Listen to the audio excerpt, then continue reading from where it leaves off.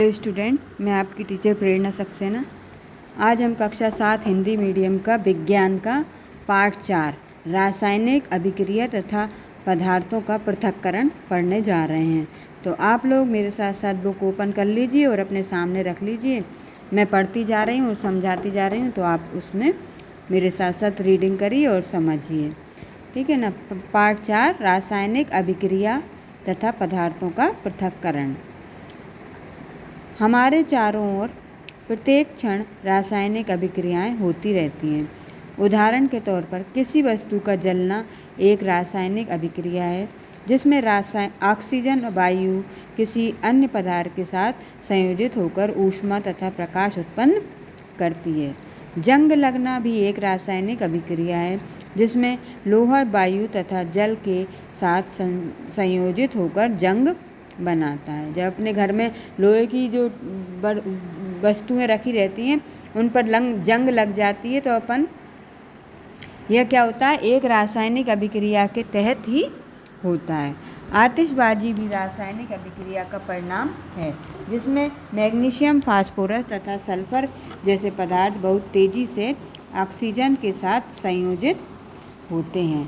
दूध का खराब होना भी रासायनिक अभिक्रिया का एक उदाहरण है, जिसमें दूध खट्टा होकर दही जैसा पदार्थ बनाता है। इसी प्रकार एक ताज़ा कटा हुआ बैंगन वायु के साथ रासायनिक अभिक्रिया के कारण कुछ समय बाद काला पड़ जाता है। अपन बैंगन को काट देते हैं या आलू को काट के रख देते हैं पहले से, मतलब बनाने के बहुत पहले ही काट लेते हैं, तो वो क्या होता है, कुछ समय बाद काला पड़ जाता है। तो यह क्रिया कब होती है, रासायनिक अभिक्रिया के तहत होती है कि उसका काला पड़ जाना या आलू काले पड़ जाते हैं, ठीक है ना। ये रासायनिक अभिक्रिया में मूल पदार्थ में से एक या अधिक नए रासायनिक पदार्थ बनते हैं। यह किस प्रकार होता है, यह जानने के लिए इस अध्याय को पढ़िए, मतलब इस पाठ को हम पढ़ेंगे कि ये रासायनिक अभिक्रिया किस कारण से होती हैं, ठीक है। द्रव्य, शुद्ध पदार्थ तथा तत्व। रासायनिक अभिक्रियाओं का अध्ययन करने से पहले हम द्रव्य, शुद्ध पदार्थ तथा तत्वों का संक्षिप्त अध्ययन करेंगे।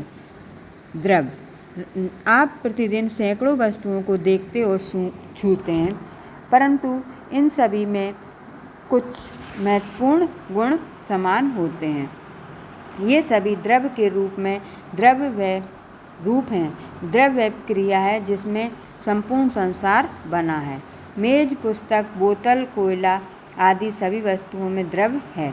हम कह सकते हैं कि ब्रह्मांड में उपस्थित प्रत्येक वस्तु जो स्थान घेरती है, किसी न किसी रूप में द्रव्य ही है। द्रव्य मूलभूत इकाइयों, जिन्हें अणु कहते हैं, का बना होता है। अणु स्वयं छोटी इकाइयों, जिन्हें परमाणु कहते हैं, के बने होते हैं। द्रव्य 3 भौतिक अवस्थाओं ठोस, द्रव तथा गैस में से किसी भी एक रूप में उपस्थित होता है। जल एक ऐसा पदार्थ है जिसकी हम तीनों अवस्थाओं से परिचित हैं। यह जल के अणु का बना होता है। जल का एक अणु 2 हाइड्रोजन परमाणुओं तथा 1 ऑक्सीजन परमाणु से मिलकर बना होता है। शुद्ध पदार्थ, परमाणु द्रव्य निर्माण इकाई होती है तथा अणु जो 2 या 2 से अधिक परमाणुओं के रासायनिक संयोजन से बनता है, पदार्थ का सबसे छोटा कण कहलाता है या होता है, जिसमें पदार्थ के सभी गुण विद्यमान होते हैं। उदाहरण के लिए जल के एक नमूने में उसको बनाने वाली सभी भाग एक समान होते हैं। ये भाग जल के अणु होते हैं। जल का प्रत्येक अणु 2 हाइड्रोजन परमाणुओं तथा 1 ऑक्सीजन परमाणु का बना होता है। वैज्ञानिक ऐसे पदार्थ को शुद्ध पदार्थ कहते हैं। शुद्ध पदार्थों में केवल एक ही प्रकार के अणु होते हैं। अब आता है तत्व। ऑक्सीजन शुद्ध पदार्थ का एक अन्य उदाहरण है। ऑक्सीजन का प्रत्येक अणु आपस में जुड़े 2 ऑक्सीजन परमाणुओं का बना होता है। इस प्रकार ऑक्सीजन अणु में केवल एक ही प्रकार के परमाणु होते हैं। वह शुद्ध पदार्थ जो केवल एक ही प्रकार के परमाणुओं से बना हो तत्व कहलाता है। ऑक्सीजन एक तत्व है। इसी प्रकार हाइड्रोजन, कार्बन, नेक्स्ट पेज पर आते हैं, एल्युमिनियम, लोहा, पारा, चांदी तथा यूरेनियम भी तत्व हैं। अब तत्वों के गुण। तत्व शुद्ध पदार्थों के सरलतम रूप हैं। इन्हें गर्म करके तथा अन्य किसी रासायनिक अभिक्रिया द्वारा अन्य सरल पदार्थों में परिवर्तित नहीं किया जा सकता है। माना कि आप लोहे के एक टुकड़े को ऊष्मा देकर पिघलाएंगे। आपको शायद ऐसा लगे कि आपने लोहे को सरल पदार्थ में परिवर्तित कर दिया है, परंतु जो द्रव आपको प्राप्त होता है उसमें अभी भी लोहे के परमाणु होते हैं। हालांकि लोहे की अवस्था ठोस से द्रव में परिवर्तित हो गई, परंतु वह अभी भी लोहा ही होता है। इसमें कोई भी नया सरल पदार्थ नहीं बना है। तत्वों के प्रतीक। तत्व जो होते हैं उनके प्रतीक जो दिए हैं वो इस तरह के होते हैं, आपको चार्ट में दिए हैं। तत्वों की खोज के बाद कुछ वर्षों तक वैज्ञानिक तत्वों का पूरा नाम लिखते और बोलते थे। आप समझ सकते हैं कि व्यावहारिक रूप में यह काफ़ी समय बर्बाद करने वाली प्रक्रिया थी। बाद में रसायन शास्त्रियों ने तत्वों और यौगिकों को अपनी सुविधा के लिए प्रतीकों में व्यक्त करना शुरू कर दिया। कालांतर में अंग्रेज वैज्ञानिक जॉन डाल्टन ने इन प्रतीकों में कुछ सुधार किया। रसायन शास्त्रियों और डाल्टन द्वारा प्रयुक्त कुछ प्रतीक यहाँ दिए गए हैं। सन 1813 ईस्वी में तत्वों को प्रतीक रूप में दर्शाने की विधि खोजी गई। रासायनिक प्रतीक तत्वों का संक्षिप्त रूप में प्रदर्शित करने का माध्यम होते हैं। प्रत्येक प्रतीक एक या दो अक्षरों से मिलकर बना होता है। ये सामान्यतः तत्व के पहले अक्षर होते हैं। हाइड्रोजन के लिए H, क्लोरीन के लिए Cl, एल्युमिनियम के लिए Al आदि। जब तत्व को प्रतीक रूप में लिखते हैं तो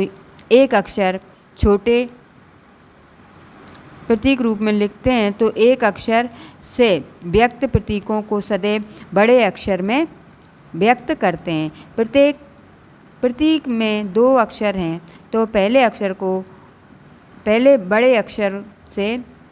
को बड़े अक्षर से और दूसरे को सदैव छोटे अक्षर से एक साथ मिलाकर लिखते हैं।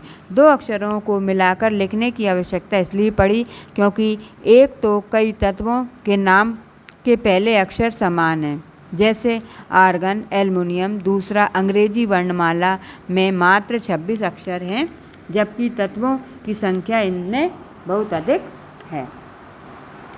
अब ये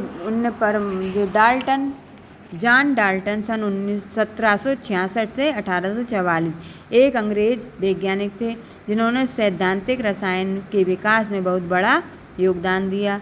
डाल्टन ने अपना व्यावसायिक जीवन एक स्कूल के अध्यापक के रूप में व्यतीत किया तथा उन्हीं वर्षों में उन्होंने अपना शोध कार्य भी प्रारंभ किया। उन्होंने एक सिद्धांत प्रतिपादक क्रिया कि सभी भौतिक वस्तुओं को बनाने वाला द्रव्य परमाणु का बना होता है। ये नेक्स्ट पेज पर अत्यंत सूक्ष्म कण होते हैं जिन्हें रासायनिक विधियों द्वारा और अधिक छोटे कणों में विभाजित नहीं किया जा सकता। परमाणु को विस्तार पूर्वक परिभाषित करके डाल्टन ने अपने बाद में रसायनज्ञों को रासायनिक अभिक्रियाओं तथा रासायनिक पदार्थों की संरचना को समझने में सहायता की। अपने परमाणु सिद्धांत में डाल्टन ने कहा कि एक तत्व के परमाणु समान होते हैं तथा उनका द्रव्य भी समान होता है। इसके अतिरिक्त विभिन्न तत्वों के परमाणुओं के द्रव्यमान भिन्न भिन्न होते हैं। यह अब मान्य नहीं है। रसायन विज्ञान को उनका एक अन्य योगदान उनका रासायनिक प्रतीकों का विचार था। प्रत्येक तत्व के परमाणु के अपने प्रतीक थे। उदाहरण, हाइड्रोजन का प्रतीक एक वृत्त था जिसके केंद्र में एक बिंदु था तथा नाइट्रोजन का प्रतीक एक वृत्त था जिसमें एक ऊर्ध्वाधर रेखा थी। जो प्रतीक आपको ऊपर दिए ना उसके साथ। डाल्टन तथा उनका भाई दोनों ही वर्णांध थे तथा सर्वप्रथम उन्होंने ही इसका वर्णन किया। वर्णांधता को डाल्टनवाद भी कहते हैं। अब जैसे मान लो प्रश्न कोई पूछ ले कि वर्णांधता किसे कहते हैं, तो ये अपन वर्णांधता को डाल्टनवाद भी कहते हैं, या डाल्टनवाद कैसे कहते हैं, तो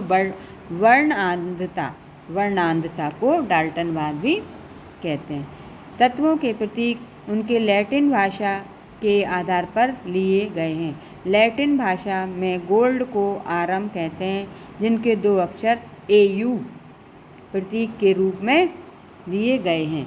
इसी तरह चांदी अर्थात सिल्वर का प्रतीक भी S न होकर AG होता है, क्योंकि लैटिन भाषा में सिल्वर को अर्जेंटम कहते हैं। लैटिन भाषा में आयरन अर्थात लोहे को फेरम कहते हैं, इसलिए इसका प्रतीक Fe है। मरकरी अर्थात पारा का प्रतीक Hg होता है, क्योंकि लैटिन भाषा में मरकरी को हाइड्रोगाइरम कहते हैं।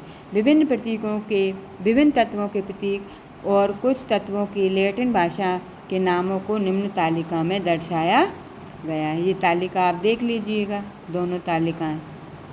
नेक्स्ट पेज पर आते हैं। रासायनिक सूत्र, आणविक सूत्र। आपने पढ़ाई शुरू करने पर सबसे पहले संभवतः वर्णमाला के अक्षर ही सीखे होंगे। इसी प्रकार रासायनिक प्रतीकों को रासायनिक वर्णमाला के अक्षर मान सकते हैं। जिस प्रकार वर्णमाला के अक्षरों को मिलाकर शब्द बनाए जाते हैं, उसी प्रकार रासायनिक प्रतीकों को मिलाकर रासायनिक शब्द बनाए जाते हैं। रासायनिक प्रतीकों को मिलाकर बनने वाला शब्द रासायनिक सूत्र कहलाता है। यह रासायनिक सूत्र रासायनिक पदार्थों के नाम को लिखने की संक्षिप्त विधि होती है। अधिकतर रासायनिक सूत्र यौगिकों को दर्शाते हैं। उदाहरण के लिए अमोनिया एक यौगिक है जो हाइड्रोजन और नाइट्रोजन के तत्व से मिलकर बना है। अमोनिया के एक अणु का रासायनिक सूत्र NH3 होता है। कभी कभी रासायनिक सूत्र किसी तत्व के अणु को भी दर्शाता है। उदाहरण के लिए ऑक्सीजन के तत्व के लिए प्रतीक O है, लेकिन प्रकृति में ऑक्सीजन के 2 परमाणु एक दूसरे के साथ मिले होते हैं, अतः आणविक रूप में मिलने वाली इस ऑक्सीजन का रासायनिक सूत्र O1 होता है। इसी प्रकार कई गैसें हैं जिनके 2 परमाणु एक दूसरे से सदैव मिले होते हैं, जैसे हाइड्रोजन, नाइट्रोजन, फ्लोरीन, क्लोरीन आदि। ध्यान रखें कि ऊपर बताए गए तत्वों के प्रतीक सिर्फ अक्षर हैं। सूत्र इन अक्षरों के साथ नीचे दाहिनी ओर लगे अंग 2 से मिलकर बनता है, जो परमाणुओं की संख्या को दर्शाता है। रासायनिक सूत्र सिर्फ लिखने में ही छोटे नहीं होते, बल्कि आपको यह भी बताते हैं कि यौगिक किन किन तत्वों से मिलकर बना है। साथ ही साथ यह भी बताते हैं कि किस किस तत्व के कितने कितने परमाणु मिलकर यौगिक बनाते हैं। हम जानते हैं कि कई तत्व ऐसे हैं जो एक परमाणु अवस्था में रहते हैं, जैसे आर्गन, हीलियम, क्रिप्टॉन आदि। कुछ तत्व जैसे क्लोरीन, ऑक्सीजन, क्लोरीन,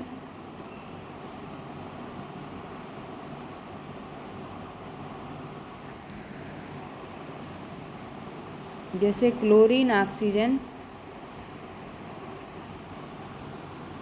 कहाँ गया अपना,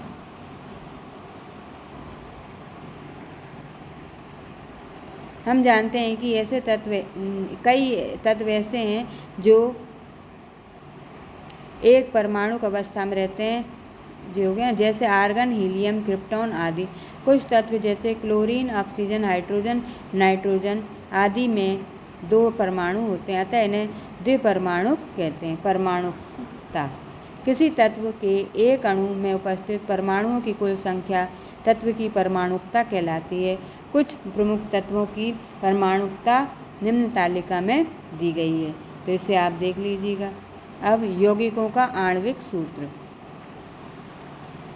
किसी यौगिक का आणविक सूत्र उस यौगिक में पाए जाने वाले तत्वों के प्रतीकों का समूह होता है।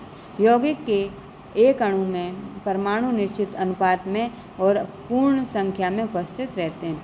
यौगिक के अणु में परमाणुओं की संख्या उसमें उपस्थित तत्वों के प्रतीक के रूप के साथ प्रतीक के निचले छोर पर अंकों के रूप में लिखी जाती है। सामान्यतः एक परमाणु को नहीं लिखा जाता, जैसे जल एक यौगिक है, इसमें हाइड्रोजन के 2 परमाणु और ऑक्सीजन का 1 परमाणु शामिल है, अतः जल के एक अणु को H2O लिखेंगे। लेकिन चूंकि अंक दर्शाया नहीं जाता, अतः जल का एक अणु H2O के रूप में लिखा जाएगा। ठीक है, तो बच्चों आज अपन इतना ही पढ़ते हैं इस पाठ को। आप एक बार और मेरे रीडिंग करिएगा अपने मन से ही, फिर अपन अगली वीडियो में फिर इसको कंप्लीट करेंगे, और फिर मिलेंगे आगे, इसके आगे पढ़ेंगे। ठीक है ना, तब तक के लिए आप लोग रीडिंग करिए। Thank you.